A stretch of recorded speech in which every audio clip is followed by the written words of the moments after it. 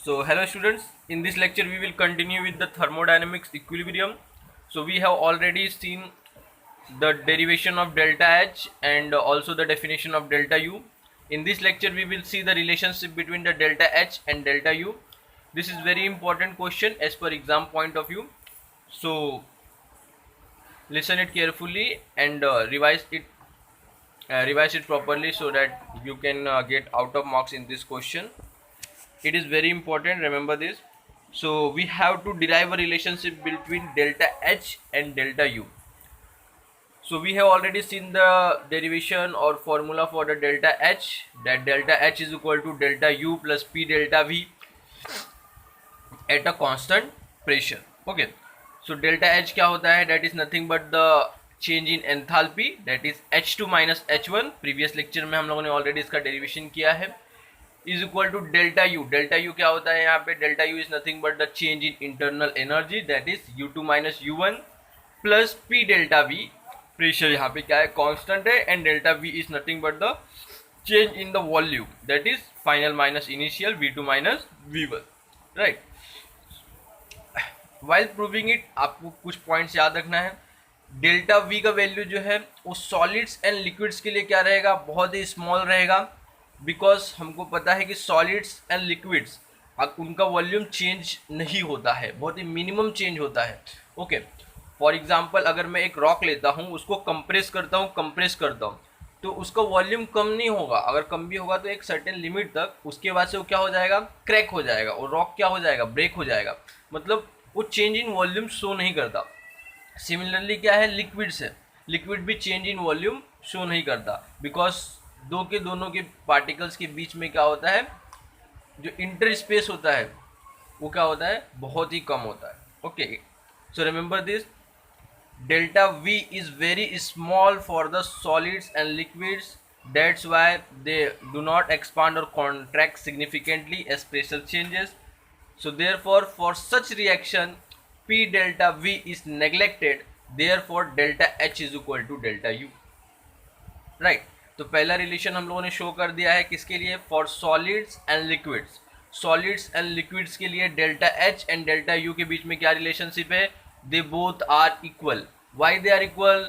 Because यहाँ पे pressure constant है एंड डेल्टा वी सॉलिड्स और लिक्विड्स में चेंज नहीं होता. क्यों चेंज नहीं होता? बिकॉज उनके जो पार्टिकल्स का स्पेस जो होता है वो बहुत ही कम होता है. सो वो इजिली कॉन्ट्रैक्ट और ये नहीं हो सकते, एक्सपांड नहीं हो सकते. दैट्स वाई डेल्टा वी का value 0, P multiply by 0 is equal to 0, therefore delta H that means change in enthalpy is equal to internal energy. Right. So let's move on to the next relation, that is for the gas. Gas के particles के बीच में space बहुत ज़्यादा होता है, तो of course क्या होगा? उसमें चेंज इन वॉल्यूम होगा. देयरफॉर डेल्टा वी का एक सर्टेन स्पेसिफिक वैल्यू रहेगा. उसीलिए हम लोग क्या करेंगे? इसमें डेल्टा वी को नेग्लेक्ट नहीं कर सकते. So delta H is equal to delta U plus P delta V. Delta V का वैल्यू क्या हो जाएगा यहाँ पे? Final minus initial, that is V two minus V one. So we have to just put the value and multiply the pressure with the volume.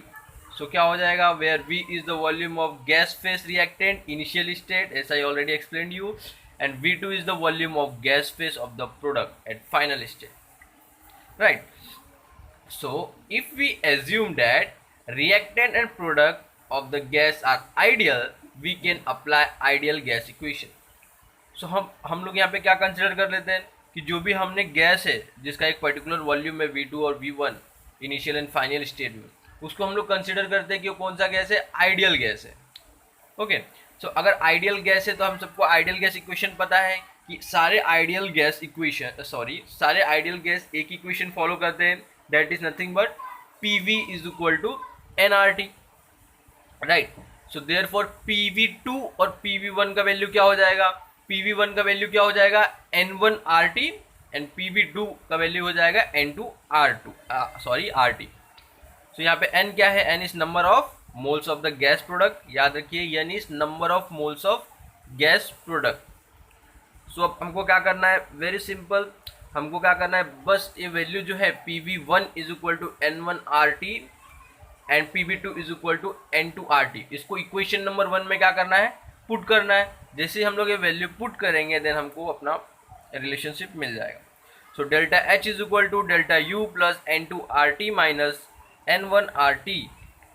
अब हमको simply क्या करना है, कॉमन निकाल लेना है। RT क्या है, कॉमन है यहाँ पे, तो RT को हमने कॉमन ले लिया है। देन वैल्यू क्या हो जाएगा, delta H is equal to delta U plus RT delta N, और delta H minus delta U RT delta N। Of course ऐसा लिख सकते हैं हम लोग। सिर्फ क्या किया है मैंने, डेल्टा U को मैंने लेफ्ट हैंड साइड की तरफ भेज दिया। So delta N is nothing but the difference between the number of moles of the gaseous product and that of the gaseous reactant, right. So this is very simple reaction and very simple relationship. So remember this relationship. बस आपको 2 points ध्यान में रखना है। जब भी ये question exam में पूछे तो आपको पहला डेरिवेशन किसके लिए करके दिखाना है, सॉलिड्स एंड लिक्विड्स के लिए। बहुत ही सिंपल है, फिल इन द ब्लैंक्स में भी पूछता है। सॉलिड्स एंड लिक्विड्स के लिए delta H is equal to delta U होगा, and the reason is that delta V का वैल्यू हमेशा क्या होता है, इसमें जीरो, मतलब जीरो नहीं होता, नियरली जीरो से थोड़ा सा ज़्यादा होता है, but that is very minimum. उसीलिए हम लोग उसको क्या करते हैं, नेग्लेक्ट कर देते हैं। अगर वैल्यू बहुत ही कम है देन हम उसको निगलेक्ट कर देते हैं। नेगलेक्ट होने की वजह से सिर्फ हमारा वैल्यू क्या होता है, delta H is equal to delta U। Second, हमको गैस के लिए डिराइव करना है, तो गैस हमको पता है गैस है a particular volume because they have large more interstitial space, so therefore उसका एक स्पेसिफिक वॉल्यूम होगा। हमने क्या किया, फिर गैस को हमने आइडियल गैस कंसिडर किया, उसके अंदर PV का वैल्यू हमने क्या पुट किया, PV is equal to nRT, because ideal gas है तो ideal gas equation of course follow करेगा। देन हमने क्या किया है, कॉमन निकाल दिया है, and then we have got that relationship. So remember this relationship, आपको अभी आगे जब क्वेश्चन सॉल्व करेंगे तो उसमें बहुत काम आएगा। Okay, so now we are moving towards the next question which is what is the expression for work done in chemical reaction, explain meaning of each term। Already ये हो चुका है हम लोग का, बस हमको क्या करना है, वर्क डन का फॉर्मूला हमको ऑलरेडी पता है, work is equal to minus external pressure into delta V। Already ये हम लोगों ने सॉल्व किया है। सिर्फ हमको इसको किसके टर्म में रिप्रेजेंट करना है, नंबर ऑफ मोल्स हमको यहाँ पे इंट्रोड्यूस करना है। हमको क्या इंट्रोड्यूस करना है यहाँ पे, number of moles. So of course हमको पता है अगर एक गैस के लिए हो रहा है तो PV का वैल्यू मैं क्या पुट कर सकता हूँ, nRT according to the ideal gas equation, right. तो हमको सिर्फ इसको उस स्टेट में लेके आना है कि हम लोग उसकी जगह पे क्या पुट कर सके, आइडियल गैस इक्वेशन पुट कर सके। डायरेक्टली हमको दिख रहा है एक्सटर्नल प्रेशर को मैं यहाँ पे किसके इक्वल टू कंसिडर कर लूँगा, इंटरनल प्रेशर के इक्वल टू, या फिर नॉर्मल प्रेशर के इक्वल टू मैं कंसिडर करता हूँ। Then of course P delta V मिलेगा। P डेल्टा V को हमको क्या करना है, डेल्टा V का वैल्यू क्या है, V2 minus V1। Then I have to multiply P inside it, तो P मल्टीप्लाई होगा तो क्या होगा, माइनस PV2 प्लस PV1 का वैल्यू मिलेगा। Now again the same condition जो हमको प्रीवियस इक्वेशन और प्रीवियस डेरिवेशन में मिला था, वो सेम टू सेम कंडीशन यहाँ पे मिला है, minus PV2 plus PV1।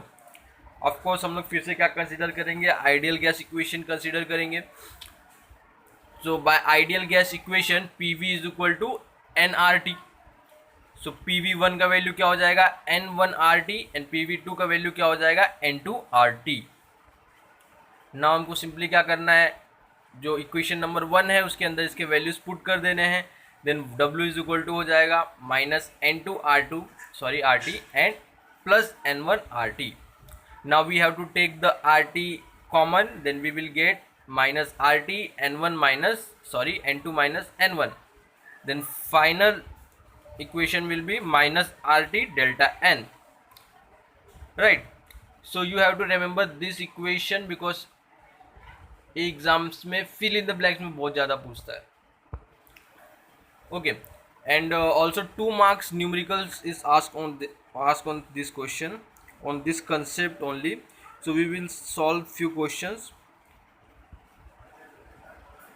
Okay, so now we will see, remember here, whenever some condition, whenever N2, that is number of moles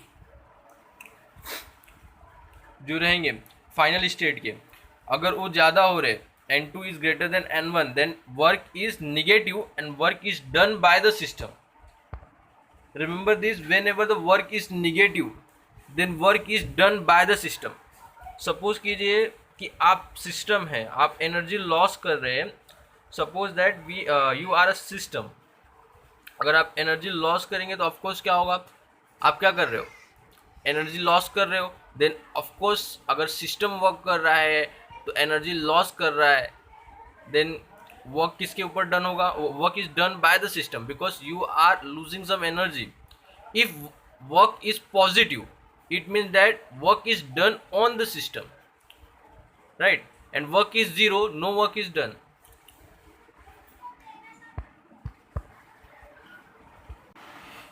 In short, you remember that equation number 2, you can see the equation number 2 minus RT delta N, W is equal to minus RT delta N. Whenever you got a positive value of work, then consider it work is done on the system, मतलब system के ऊपर काम किया गया है. Okay, whenever you get the value of W as negative value, then work is done by the system, and if the value of W is equal to 0, then no work is done. Okay, now we will see some examples. So you have to tell that work is done on the system or by the system, or there is no work done. Okay, so here you can see the first question. Hydrogen gas, that is H2 plus Cl2 is equal to 2HCl. मतलब H2 और Cl को हमने क्या form किया है, दोनों के reaction पे हमको क्या मिल रहा है, 2 मॉलिक्यूल्स ऑफ HCl मिल रहा है. तो यहाँ पे कितने number of moles of hydrogen लग रहे हैं, ऑफकोर्स 1 मोल ऑफ हाइड्रोजन लग रहा है and 1 mole of chlorine.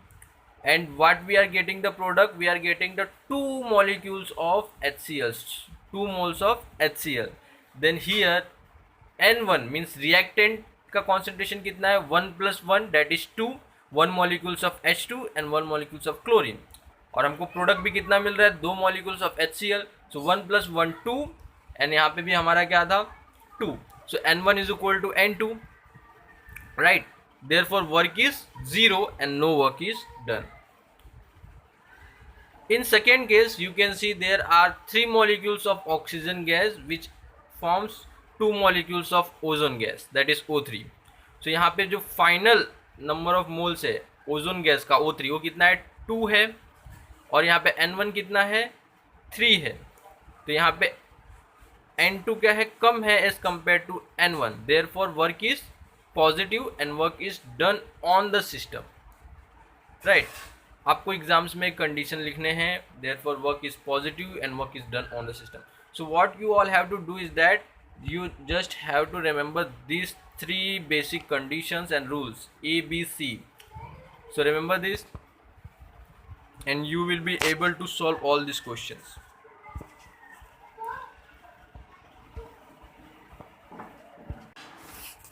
Okay, let's see one more question. You can see in the case 3, question number 3, 2 molecules of sulfur dioxide gas plus oxygen gas reacts to forms the 2 molecule of SO3, that is sulfur trioxide. So 2 moles of SO2 react with 1 moles of oxygen. तो यहाँ पे total reactant कितने हो रहे हैं, 2 molecules of sulfur dioxide plus 1 molecule of oxygen. So total N1 value is 3 and the product value, that is N2, is only 2. Here 2 molecules of sulfur dioxide and 1 molecules of oxygen, that is total 3 moles of the reactant forms the 2 moles of the product. That's why N2 is again less than N1. Therefore work is positive and work is done on the system, right? Similarly for the MgCO3, MgO plus CO2, MgCO3 क्या हो रहा है, decompose होकर क्या form कर रहा है, MgO and CO2. So here 1 molecule of MgCO3 produce कर रहा है 2 प्रोडक्ट्स को, 1 mole of MgO and CO2, 1 mole of CO2. तो here N2 is greater than N1 because 2 moles हमारा N2 है. फाइनल प्रोडक्ट कितना है हमारा, नंबर ऑफ मोल्स कितने हैं फाइनल प्रोडक्ट के, 2 मोल्स है, और यहाँ पे इनिशियल प्रोडक्ट के कितने हैं, इनिशियल रिएक्टेंट के कितने हैं, N1 के सिर्फ एक है, therefore n2 is greater than n1, therefore work is negative and work is done by the system, right. Okay, thank you. Hope so you understand this lecture.